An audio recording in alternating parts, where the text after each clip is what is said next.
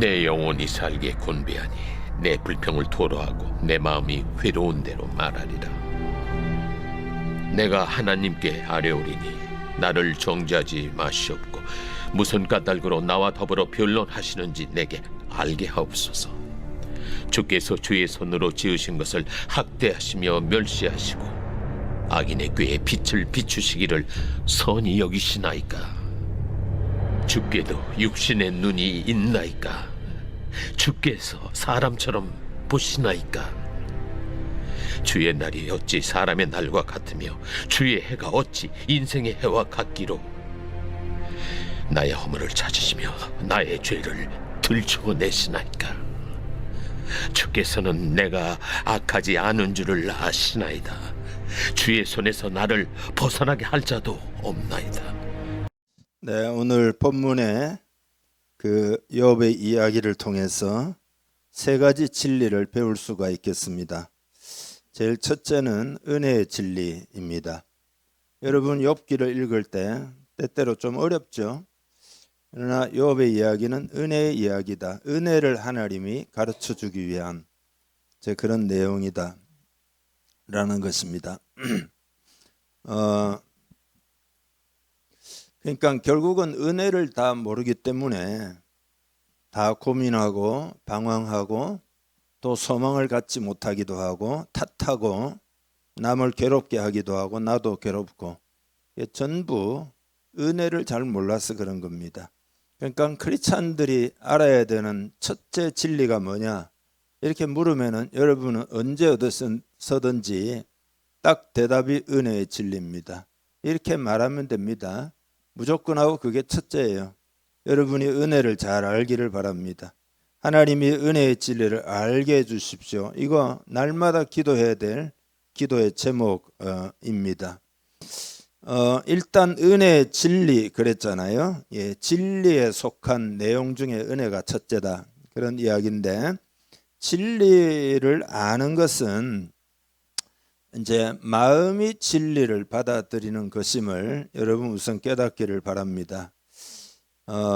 마음이 진리를 받아들이는 거다.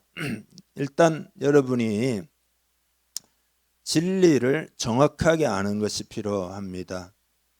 예를 들어서 위조 지폐를 감별한다고 할 때 위조 지폐만 계속 쳐다보지 말고 진짜 지폐를 면밀하게 보고 또 보고 보고 또 보고 이러면은 진짜가 어떻게 생겼는지를 알기 때문에 위조 지폐를 감별할 수가 있는 거죠. 예를 들어 홀로그램이 이제 진짜 지폐에는 있지만 위조 지폐는 햇빛에 비추어 보면 그런 게 잘 없다 이 말이죠. 그러니까 그렇게 우리가 파악을 할 수가 있습니다.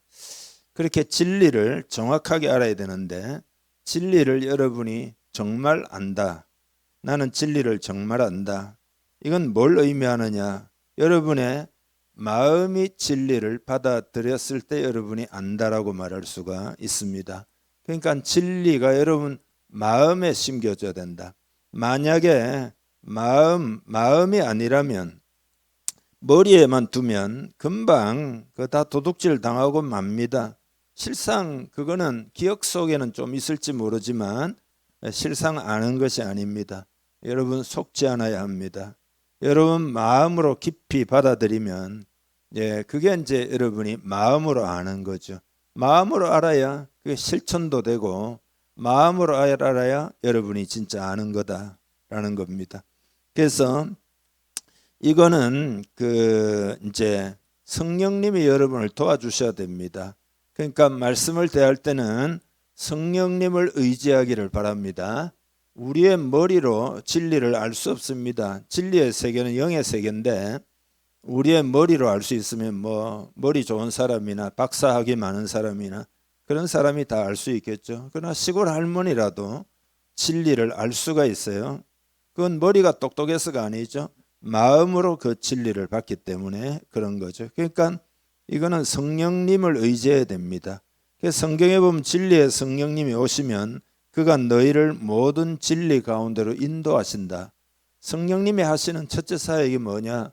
우리를 진리 가운데로 인도하신다. 우리의 마음에 진리가 심겨지도록 성령님이 도와주신다. 그런 이야기입니다. 그러면 마음으로 진리의 말씀을 받아들이고 있다는 것을 여러분이 어떻게 알 수 있느냐? 그거는 여러분의 의지가 그것을 기뻐함으로 인하여 받아들이는 것이 마음으로 받는 겁니다. 그러니까 여러분이 의지적으로 이 말씀을 내가 받아야지, 받아들여야지 의지가 결단을 하기도 해야 되는데 동시에 기쁨으로 그것을 받아들이는 것을 말합니다.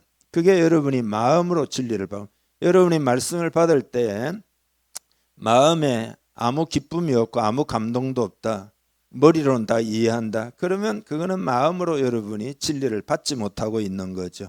데살로니가전서 1장 6절에 보면 또 너희는 많은 환난 가운데서 성령의 기쁨으로 말씀을 받아 그랬잖아요. 성령의 기쁨으로 말씀을 받아서 우리와 주를 본받는 자가 되었으니 어떻게 사도 바울 일행과 사역자들과 주님을 본받게 됐느냐? 환난 가운데 성령의 기쁨으로 말씀을 마음으로 받았기 때문이다. 이것이 마음으로 받는 거다. 그러니까 정리하면 다시 말씀드리겠는데 의지적으로 결단하여 받아들이는데 그것을 기쁨으로 하는 것을 의미합니다. 그리고 이 일은 성령님이 도와주셔야 되기 때문에 성령님을 의지하기를 바랍니다. 시편 119편 18절에 보면 내 눈을 열어서 주의 법에 놀라운 것을 보게 하소서 기도하지 않습니까? 그러니까 성령님이 도와주셔야 되는 거죠. 그러면 여러분이 어떻게 기쁨으로 말씀을 또 받아들이느냐? 기쁨으로 받아들이는 것에 대해서 도움을 드리자면 여러분 진리를 보물이라고 생각하면 됩니다. 사실은 보물 중에 보물이죠. 진리를 보물로 생각하면 됩니다. 예를 들어 여러분이 산에서 어떤 보물을 발견했다고, 보물상자를 하나 발견했다고 치자 말이죠. 그러면 그거를 여러분이 취할 때 이거 보물 귀찮은데 이거 왜 이게 여기 있냐 이렇게 할 자가 누가 있겠냐 이 말이죠. 예를 들어 여러분이 100년 된 산삼을 발견했다 치자 말이죠. 귀찮게 산삼이 왜 여기 있냐 이럴 자가 누가 있겠냐 이 말이죠. 이게 웬 산삼이냐 막 기뻐할 거잖아요. 이렇게 기쁨으로 받아들여야 하는 진리이고 또 특별히 은혜의 진리, 가장 기쁘게 받아들여야 되는 진리가 바로 은혜의 진리다. 우리가 살아갈 때 하나님 주시는 보물 1호가 뭐냐? 그게 은혜다. 그런 거죠. 여러분이 이 보물로 인해서 마음의 기쁨이 있습니까? 하나님의 은혜 때문에 마음의 기쁨이 있습니까? 우리가 무엇보다도 먼저 구하고 취해야 할 것은 하나님이 주시는 은혜라는 보물입니다. 여러분 항상 은혜를 사모하고 은혜를 많이 받기를 축복합니다. 오늘도 은혜를 받아들이기를 축복합니다. 은혜는 값없이 주시는 하나님의 호의, 하나님의 선물입니다. 은혜는 너무 크기 때문에 우리의 노력으로 얻을 수가 없습니다. 하나님이 공짜로 주셔야만 받을 수 있는 것이 바로 은혜입니다. 선물입니다. 욥기의 내용은 이제 사탄이 역사를 하는 건데 뭘 시험하느냐? 은혜를 시험하는 겁니다. 은혜를 시험하는 것. 어떻게 시험하느냐? 사탄이 이제 욥을 공격을 하는데 이 공격의 핵심은 뭐냐? 은혜를 떠나도록 공격을 하는 겁니다. 그러니까 여러분이 욥기를 읽을 때 이 관점에서 읽으면 욥기를 제대로 잘 읽을 수가 있습니다. 그러니까 사탄은 전쟁터 같은 세상만을 바라보도록 공격을 하는 거죠. 이 세상이 얼마나 전쟁터 같으냐, 이 세상이 얼마나 고통과 문제가 많으냐, 세상은 쓸데없다, 계속해서 그런 세상만을 바라보도록 공격을 한 이 말의 반대는 뭐냐? 은혜를 바라보는 건데 은혜를 바라보지 못하게 공격을 하는 거죠. 여러분 이게 사탄의 역사예요. 여러분을 사탄이 어떻게 공격하느냐? 공격의 핵심이 뭐냐? 은혜를 바라보지 못하게 하는 거예요. 은혜를 깨닫지 못하게 하는 겁니다. 은혜를 버리게 만드는 겁니다. 은혜를 이해하지 못하도록 만드는 겁니다. 그러니까 은혜가 만약에 사라지지 않으면 사탄도 어떻게 할 수가 없어요. 사단이 아무리 공격을 해도 내 마음에 은혜가 있으면 사탄도 어찌할 수가 없습니다. 그러니까 은혜를 다 회복해야 될 문제다. 그런 거죠. 은혜를 회복하기를 축복합니다. 옆 사람에게 한번 인사합시다. 은혜를 회복합시다. 네.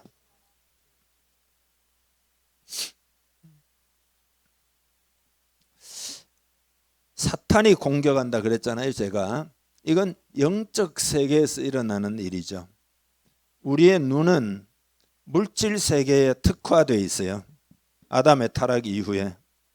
그래서 눈에 보이는 것들은 잘 바라보지만 영적인 세계에서 일어나는 일들에 대해서는 상당히 부주의한 경향이 있습니다. 여러분, 옛날에 인형극이라는 게 있었잖아요. 요즘도 하는지 모르겠습니다만은 교회 학교에서도 많이 하죠.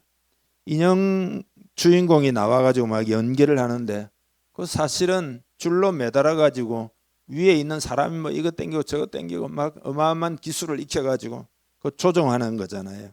그러니까 지금 사탄이 공격하고 있다 이 말이죠. 친구들이 나와가지고 인형극 뭐 주인공처럼 막 지금 막 하지만은 그 배우에는 사탄이 이 줄을 땡겼다 저 줄을 땡겼다 이렇게 사단이 조종하고, 그래서 그 친구들을 통해서 욥을 공격하고 있는데 뭘 공격하냐? 은혜를 공격하고 있는 겁니다. 큰 시험이죠.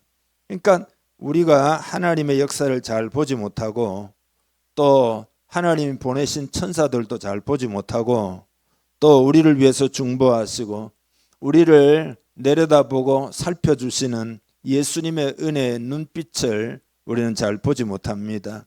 그러니까 욥도 지금 어려움을 당할 때는 좀 그런 측면이 있었던 거죠. 그런 시험을 받았던 거죠. 전쟁터와 같은 세상만을 바라보도록 계속해서 사단이 공격할 때 자칫 잘못하면 실족하는 거죠. 넘어질 수밖에 없는 거죠. 그래서 욥이 그의 재산이나 또 그의 자녀나 그의 건강이나 이걸 다 잃었는데 그 엄청난 시련이잖아요.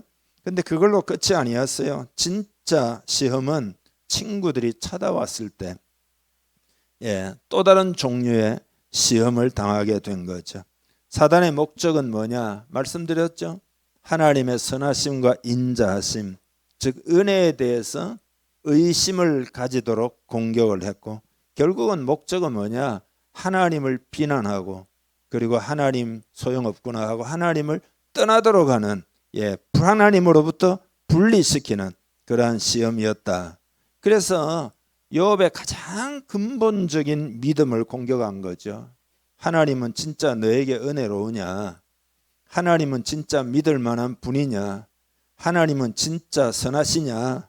가장 근본적인 믿음을 공격한 거죠. 교활하게 무대의 뒤에 숨어서 굉장히 영리하고 굉장히 논리적인 논쟁을 고안해 내어 가지고 그 친구들을 통해서 공격을 한 겁니다.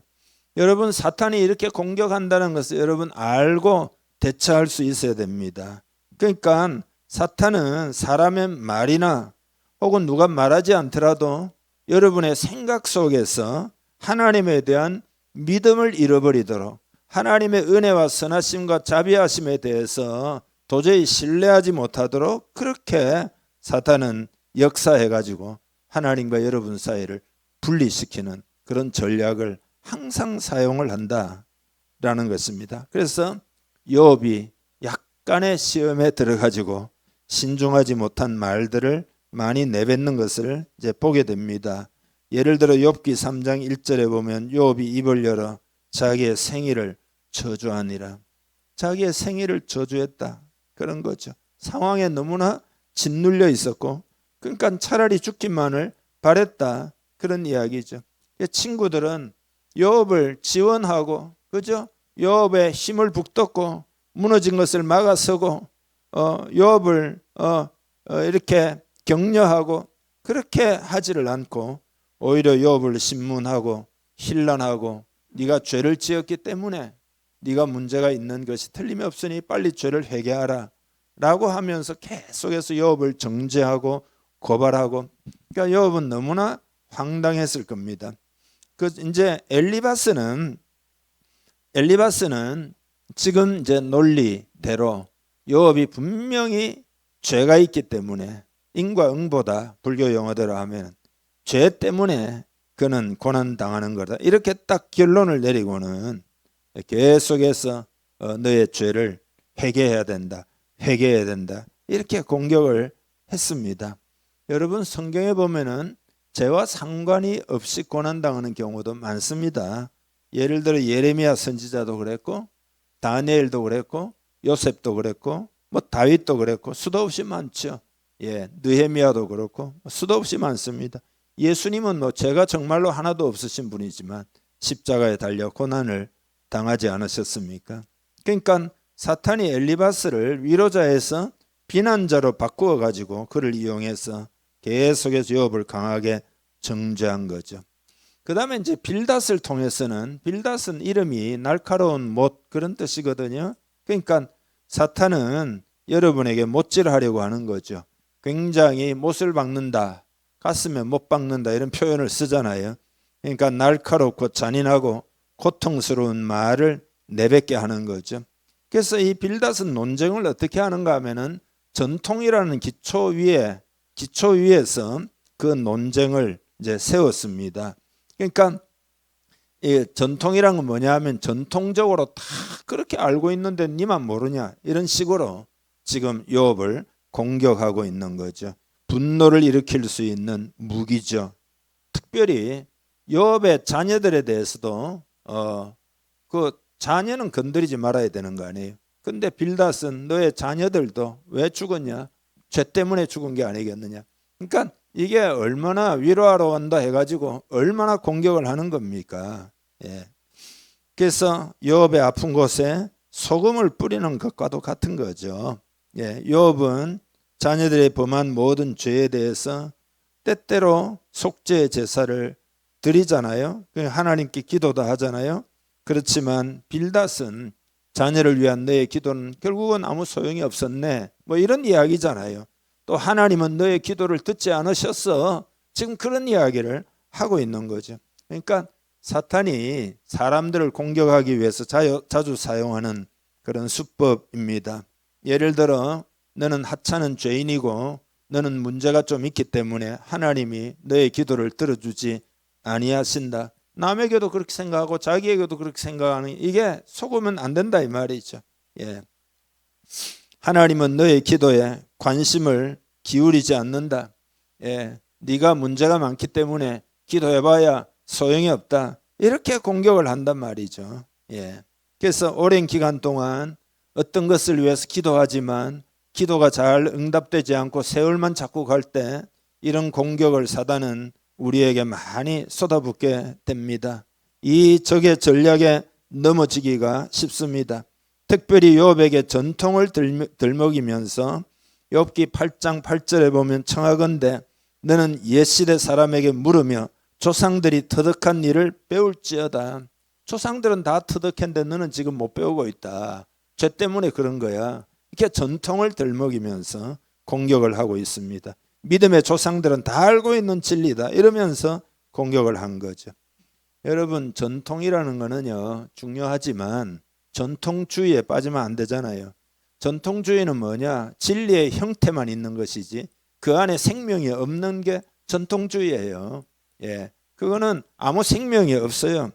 필요한 해답을 얻기 위해서 교회가 전통에만 의지하면 이게 그리스도인들이 범하기 쉬운 실수인데요.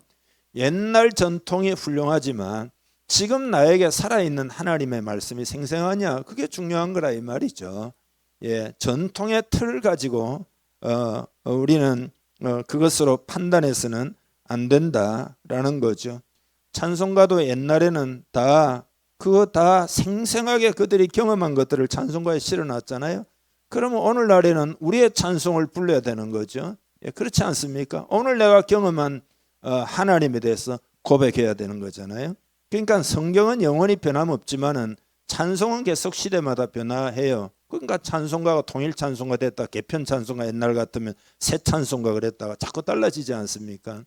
그러니까 그거는 하나님이 이제 전통에만 머물게 되면 지금 우리 시대에 행하고 계신 새로운 일에 참여하는 것을 방해받게 됩니다. 그러니까 정리하자면 엘리바스는 욥은 큰 죄인이다라는 이미지를 계속 주고 있고 빌닷은 전통을 말하면서 공격을 하고, 그 다음에 이제 소발이잖아요. 소발은 한 단계 더 나아가 가지고 하나님의 이름으로 욥을 공격해요. 예, 하나님이 이런 분이다 이러면서 막 하나님을, 표현이 좀 거칩니다만은 하나님을 들먹이면서 하나님이 어쩌고 저쩌고 막 이러면서 욥을 이제 공격하는 거죠. 소발이라는 이름은요, 수다 떠는 자 그런 뜻이거든요. 말이 굉장히 많습니다. 또 이 소발은 일반적인 상식을 막 사용하면서 이게 상식적인 거다. 그러니까 얼마나 욥이 가슴이 아프겠어요. 다 상식적인 거다 이거는. 막 이런 식으로. 예를 들어 욥기 11장 6절에 보면 하나님의 벌하심이 네 죄보다 경하니라.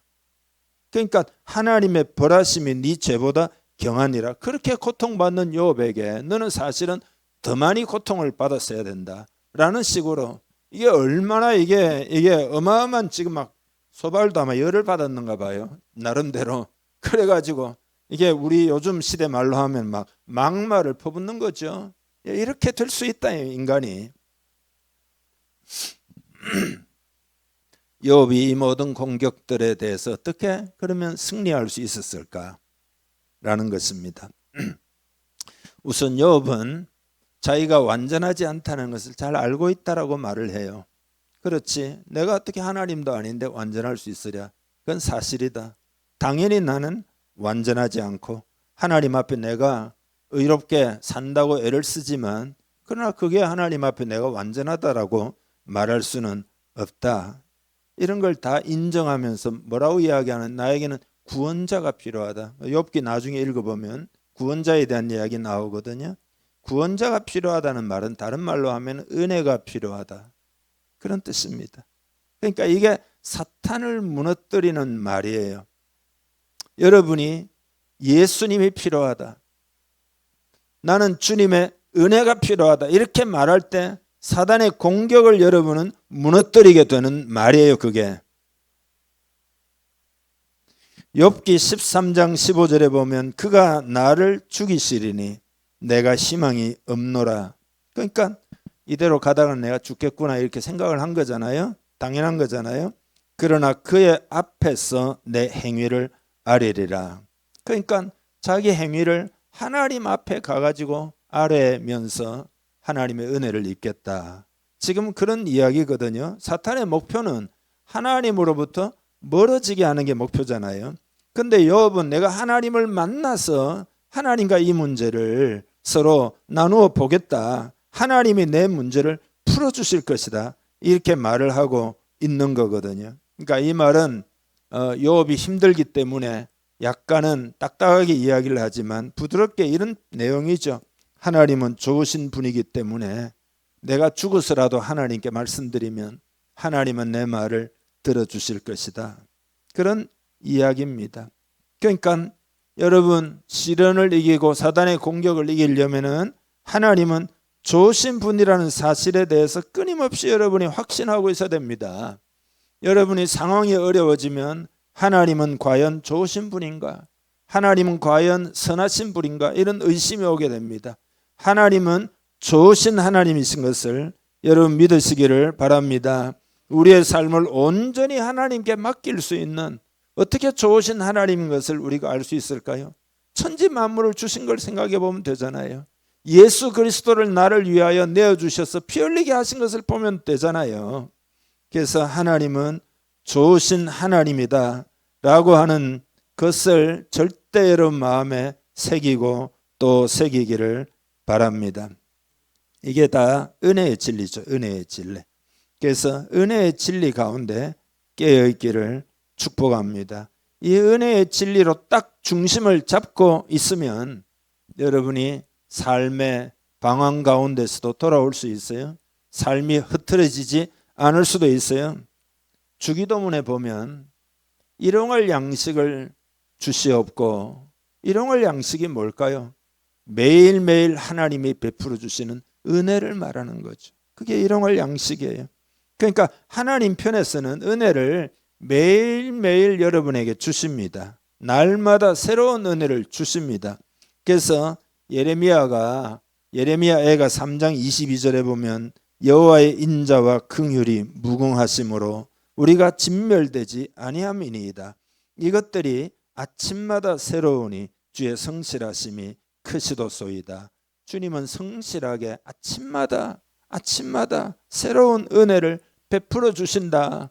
애가라는 게 슬픔의 노래잖아요. 이스라엘 백성이 망한 그 슬픔 가운데서도 아침마다 새롭게 하나님의 은혜를 베풀어 주신다. 그렇게 고백을 했던 거죠.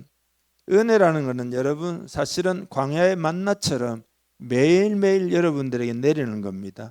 당신의 자녀들에게는 매일매일 공급되는 겁니다. 아침에 일어나면 만나가 있고 내일도 일어나면 만나가 있고 그런 것처럼 매일 공급이 된다. 그러니까 근데 이제 문제는 뭐냐? 하나님 편에서 볼 때 그 은혜를 받아들이지 않는 사람이 많기 때문에 천국으로 하나님 앞으로 자꾸 소포가 되돌아오는 게 엄청 많다는 게 문제죠. 예. 하나님 편에서 볼 때는 자꾸 은혜를 부어 주었는데 자꾸 되돌아오고 안 받는다 이거지. 그 여러분 한번 상상을 해보세요. 예. 매일매일 새로운 은혜를 받기를 주님의 이름으로 축복합니다. 비유하자면 이런 것 같아요. 여러분 매일 뭐 특별한 걸 먹습니까? 매일 1년 365일이면은 식사를 1년이면 1000번 정도 하고 100년 살면 그거 어느 정도 횟수로 먹는 거죠? 한 10만 번 먹는 거잖아요. 10만 번. 근데 10만 번 매번 다른 걸 먹습니까? 맨날 밥이고 맨날 김치고 맨날 그런 거잖아요. 예. 근데 음식을 먹을 때 새롭게 해 먹잖아요. 여러분이 1년치 음식을 다 해놓고 먹으면 편하겠죠.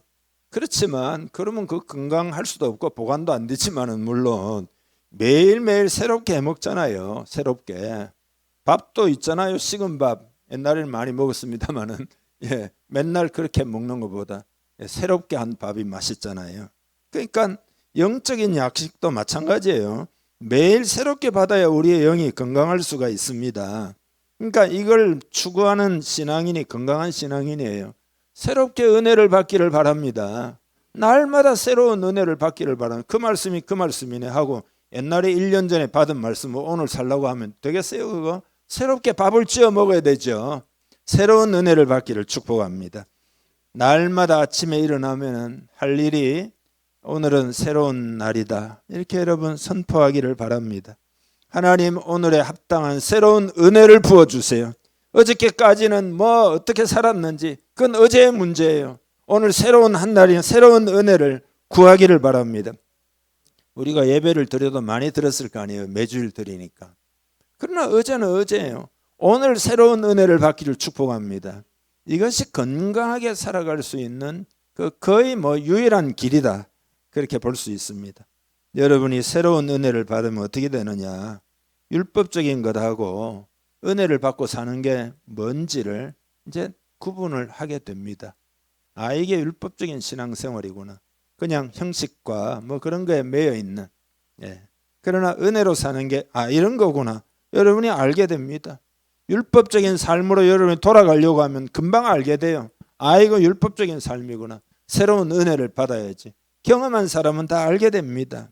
이런 차원을 여러분이 먼저 생각하고 하나님의 말씀, 은혜의 진리를 새롭게 자꾸 기도하셔요. 하나님 새로운 은혜를 받기를 원합니다. 성령님이 도와주시기를 원합니다. 그렇게 하여 승리하기를 축복합니다. 두 번째 진리는 뭐냐? 토로하는 기도라고 하는 진리입니다. 토로하는 기도. 욥기는 거의 대부분의 내용이 인생을 해석하려고 애를 쓰는 그런 내용입니다. 욥기 전체 42장 중에 한 34장이 그런 내용입니다. 그러니까 제가 계산기 두드려 보니까 81%거든요. 그러니까 그런 내용이에요. 근데 불행한 일을 겪고 있을 때 누구를 막 탓하는 생각에 빠지면 사단의 전략에 말려들게 됩니다. 누구 탓이다, 조상 탓이다 그런 말처럼. 예. 누구의 탓이냐? 굳이 따지자면 사탄의 탓입니다. 예. 욥은 이 사탄의 역사에 대해서는 그렇게 잘 알지는 못하는 느낌을 제가 읽을 때 받게 됩니다. 그래서 사탄의 역사를 잘 모르고 나는 결백하다. 나는 그렇게 징계를 받을 만한 죄를 지은 것이 아니다. 억울하다. 그래서 자기의 결백을 입증하기 위해서 욥이 점점 더 독선적으로 변해가고 하나님이 어떻게 나한테 이러시는지 탄식하면서 거의 사탄의 먹잇감으로 전락하는 지경에 이르게 됩니다. 그때 하나님에 대해서 문을 완전히 닫아 걸 수가 있습니다. 하나님도 소용없고 필요 없고 이렇게 할 수도 그렇게 하지 않았는데 그렇게 하지 않고 승리하는 비결이 하나 있었어요. 그게 뭐냐 하면 그래도 욥은 하나님을 알고 있기 때문에 하나님께 토로를 한 겁니다. 다 말씀드리는 겁니다. 그래서 여러분 1절에 보면 내 영혼이 살기에 곤비하니 내 불평을 토로하고 내 마음이 괴로운 대로 말하리라. 내가 하나님께 아뢰오리니 나를 정죄하지 마시옵고 무슨 까닭으로 나와 더불어 변론하시는지 내게 알게 하옵소서. 토로한다는 말은 무언가를 쏟아낸다는 말이잖아요. 그러니까 시편에 보면 많이 나오죠. 자신의 고민이나 고통이나 생각이나 두려움의 감정이나 이런 것들을 쏟아놓는 것을 볼 수가 있습니다. 욥도 지금 내 불평을 토로하고 내 마음이 괴로운 대로 말하리라 그러잖아요. 불평이란 말을 이제 찾아보니까 이게 막 투덜거린다는 뜻이 아니에요. 괴로운 생각을 말하는 것입니다. 괴로운 생각이 내 속에 막 일어나잖아요. 그것을 말하는 것을 그래서 시편 104편 34절에는 이 불평이라는 히브리 말에 똑같은 그 번역이 묵상어로 번역이 되어 있어요. 묵상. 그러니까 그 묵상을 하면 생각을 하는 거잖아요. 괴로운 생각을 갖다가 하나님께 내가 다 말씀드리겠다. 그런 의미입니다. 그리고 2절에도 내가 하나님께 아뢰오리니 그러잖아요. 그러니까 하나님께 내가 이것을 말씀드리겠다라는 이게 하나님께 토로하는 이 표현이 중요합니다. 사람 앞에서 여러분이 말하기보다 하나님 앞에 내놓겠다. 이게 중요합니다. 그래서 본격적으로 말을 하는데 3절에 보면 주께서 주의 손으로 지으신 것을 학대하시며 멸시하시고 악인의 꾀에 빛을 비추시기를 선히 여기시나이까. 쉽게 이야기하면 하나님이 나를 지어놓고 왜 하나님이 나를 학대하고 왜 하나님이 나를 멸시하십니까? 막 이렇게 이야기하는 거거든요. 그러니까 그런 느낌이다 이 말이죠. 자기 생각 속에 그런 느낌이 막 드는 거죠. 하나님이 왜 나를 학대하시며 하나님이 왜 나를 멸시하십니까? 악인의 꾀에 빛을 비추시기를 선히 여기시나이까. 이 말은 뭐죠? 악인이 세운 계획은 하나님 빛을 비춰가지고 잘 되게 하시고 의인의 생각은 잘 안 되도록, 그러면 하나님께 이게 무슨 유익이라도 됩니까? 악인은 잘 되도록 하나님 도와주시는 것 같고 그러면 그게 하나님께 무슨 유익이 됩니까? 지금 이렇게 이야기를 하는 거죠. 자신은 믿음으로 산다고 살았는데 그 친구들이 하나만 알고 와가지고는 위로한다 하고는 계속해서 욥을 고쳐준다 해가지고 네가 죄 지은 거를 회개해야 된다, 실토를 해야 된단 말이죠. 막 이런저런 소리를 들을 때 욥의 마음은 칼로 찌르는 것과 같은 고통을 막 느끼는 거죠. 그래서 자기 생각 속에 이런 생각이 막 난다 이거예요. 그걸 하나님께 지금 말씀드리는 거예요. 4절에도 주께도 육신의 눈이 있나이까? 주께서 사람처럼 보시나이까? 이 말은 뭐죠? 아니 하나님도 인간처럼 판단하십니까? 하나님도 과연 그렇습니까? 예? 그러면서 5절, 6절, 7절에 주의 날이 어찌 사람의 날과 같으며 주의 해가 어찌 인생의 해와 같기로 나의 허물을 찾으시며 나의 죄를 들추어내시나이까? 주께서는 내가 악하지 않은 줄을 아시나이다. 주의 손에서 나를 벗어나게 할 자도 없나이다. 그러니까 이 말의 의미는 이런 거죠. 인생이라는 건 사는 날이 제한되어 있잖아요. 사는 날이 제한되어 있기 때문에 그 제한된 시간에 잘 살려고 뭐든지 급하게 막 한다 이거죠. 막 돈도 급하게 벌어야 되고 뭐도 급하게 해결해야 되고 막 인생은 제한되어 있기 때문에 급하게 한다 이 말이에요. 근데 하나님은 영원자로서 시간에 제약도 없는데 인간처럼 그렇게 급하게 나를 몰아가면서 내 죄를 막 들춰내십니까? 이게 지금 욥이 생각하는 거예요. 그것을 하나님께 지금 막 아뢰는 겁니다. 토로하는 겁니다.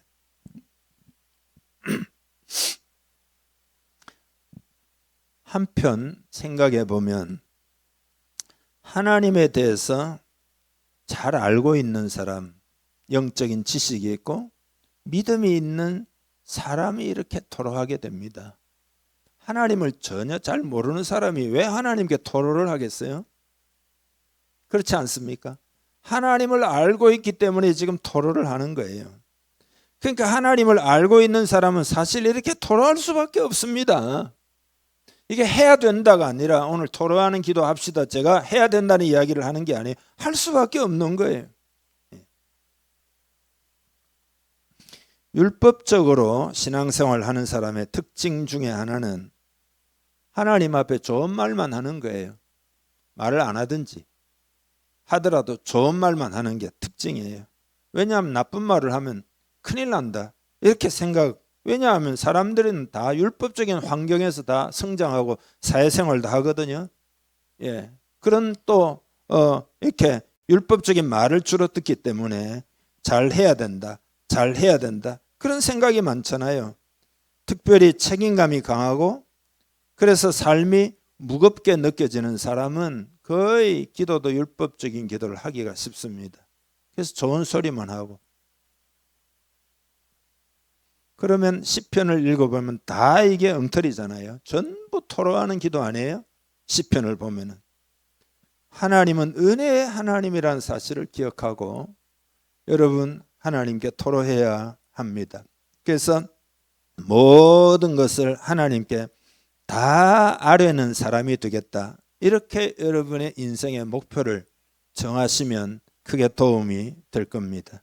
오늘부터 해보시기를 바랍니다. 다 아뢰는 사람이 가장 좋은 겁니다. 그런데 그런 사람이 많지를 않습니다. 그런 사람이 많지를 않습니다. 내 속에 있는 거 다 하나님께 아뢰는 사람이 많지 않아요. 잘 안 하든지 적당한 선에서 하든지 아니면은 좋은 소리만 하고 말든지. 2절에 보면 내게 알게 하옵소서. 그러지 않습니까? 하나님 나 이유를 알고 싶습니다. 그 마음에 있는 것들을 다 말을 하지 않습니까? 알고 싶다고. 나를 정죄하지 마시고 가르쳐 달라고 이렇게 기도해요. 알게 하옵소서. 가르쳐 달라 이 말이잖아요. 여러분 우리도 이런 차원의 기도를 하기를 하나님이 원하십니다. 여러분도 알게 해달라고 기도하기를 바랍니다. 하나님 난 정말 이거는 의문입니다. 하나님이 좀 가르쳐 주십시오. 알게 해 주십시오. 불평과 비슷한 이런 차원의 말을 쏟아내고 나면 그 다음에 사람은 여유가 좀 생깁니다. 그러면 그때는 마음에 불평을 한참 쏟아놓고 나면 이제 여유 생기잖아요. 그러면 이제 차분하게 하나님 나에게 왜 이런 일이 있습니까? 또 내가 어떻게 해야 됩니까? 하나님이 나에게 뭘 말씀하시기를 원하십니까? 모든 그리스도인들은 세상을 다 변화시키기를 원해요. 그렇지만 자기를 변화시키려고 하지를 않습니다. 그러나 핵심은 자기를 변화시키는 거예요. 그래서 하나님이 나에게 뭘 하기를 원하십니까? 하나님의 깊은 뜻을 알게 해 주시도록 그렇게 여러분 기도할 여유가 생깁니다. 그렇게 기도하면 되는 거란 말이죠.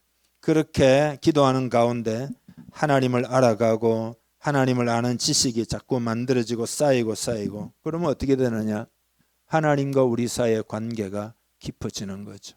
친밀해지는 거죠. 이런 분투가 없으면 하나님과 우리 사이의 관계도 형식적이 되고 말아요. 깊어지지를 않습니다. 그래서 토로하는 기도의 특징은 4가지가 있는데 첫째로는 정직함입니다. 감정을 숨기지 않고 있는 그대로 표현하는 거죠. 두 번째로는 의존성입니다. 인간의 한계성을 인정하고 하나님 나 한계가 있으면 난 잘 모릅니다. 도와주십시오. 알려주십시오. 그렇게 하나님의 도우심을 구하는 의존성. 세 번째로는 회복성입니다. 토로하는 기도의 특징 세 번째 회복성. 토로는 단순한 감정의 배출이 아니라 하나님과 관계를 회복하는 첫걸음이에요. 여러분이 토로하기 시작할 때 하나님과의 관계가 회복되기 시작합니다. 네 번째로는 영적 성장성입니다. 고난 속에서 토로하는 기도를 할 때 하나님을 드디어 실제적으로 만나게 됩니다. 실제적으로 깊이 하나님을 경험하게 됩니다. 등 따시고 배부르면 하나님 경험 못합니다.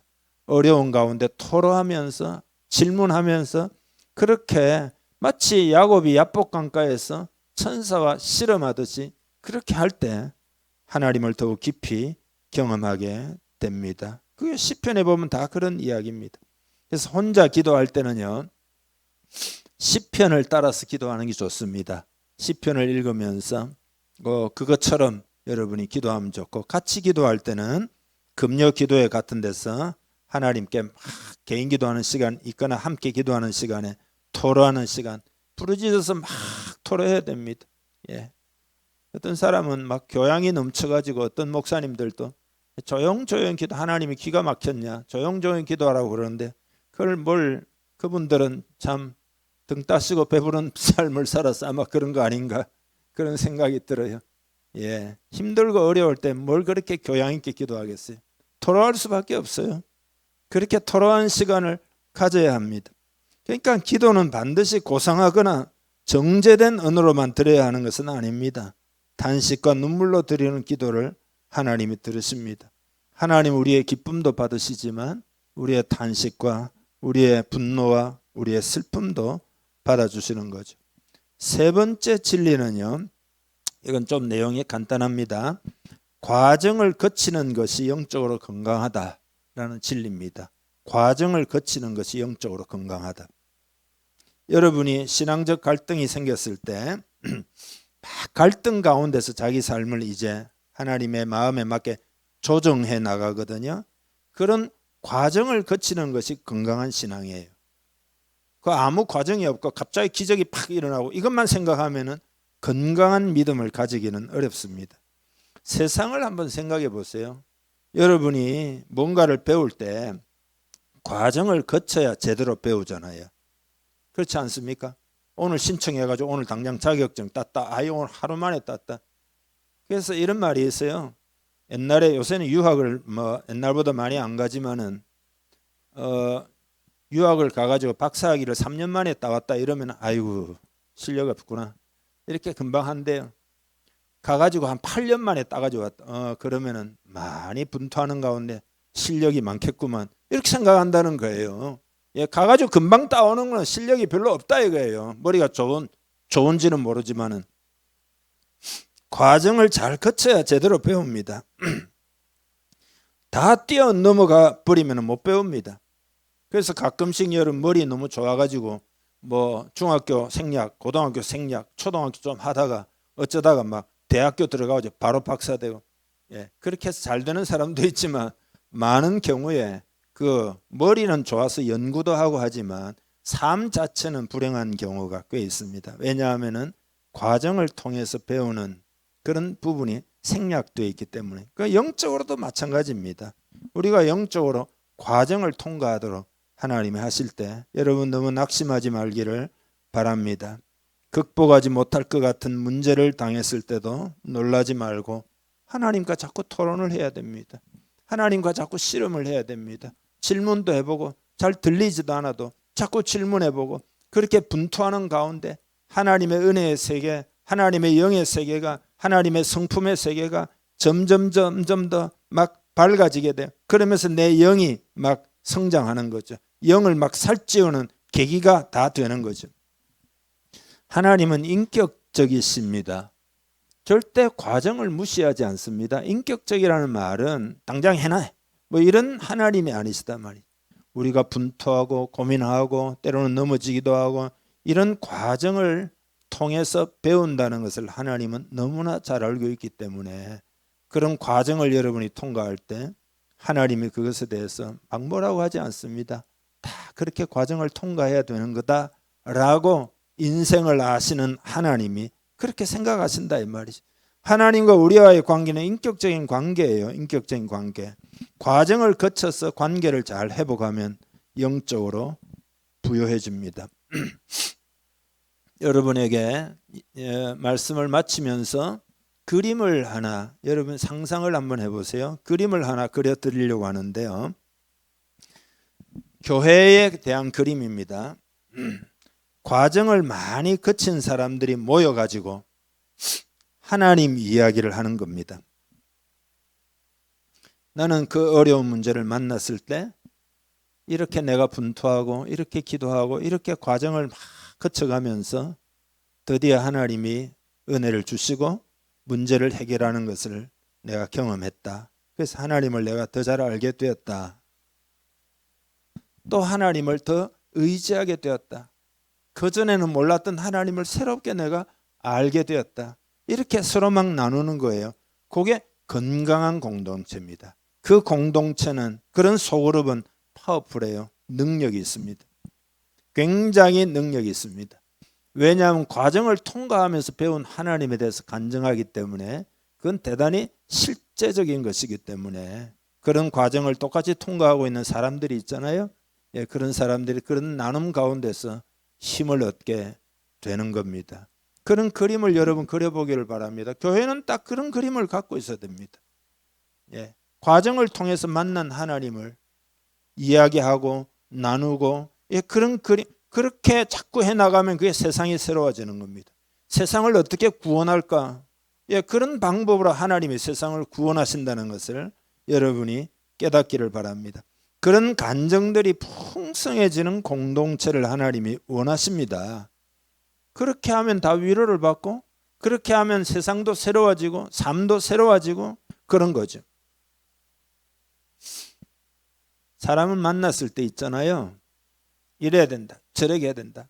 계속해서 자기 이야기만 팍 똑똑한 척하고 막 이렇게 하잖아요. 그러면 누가 거기 가겠어요? 아이고 다시는 안 해야 돼. 머리 아프잖아요. 그러나 하나님이 어떤 분이시고 하나님이 어떻게 과정을 통해서 나를 인도해 주셨고, 참 하나님은 내가 말이 실수도 많이 했는데 어떻게 하나님은 그렇게 도와주셨는지, 막 이런 하나님의 은혜의 이야기를 하면 그 은혜가 충만하기 때문에 그 치유가 그 속에 자동적으로 녹아있기 때문에 치유받기를 원하는 사람 다 오게 돼 있어요. 예, 그렇게 해서 세상이 새로워지는 겁니다. 성경에 보면 이런 게 있죠. 베드로전서 3장 15절이죠. 같이 한번 읽어볼까요? 예, 너희 마음에 그리스도를 주로 삼아 거룩하게 하고 너희 속에 있는 소망에 관한 이유를 묻는 자에게는 대답할 것을 항상 준비하되 온유와 두려움으로 하고.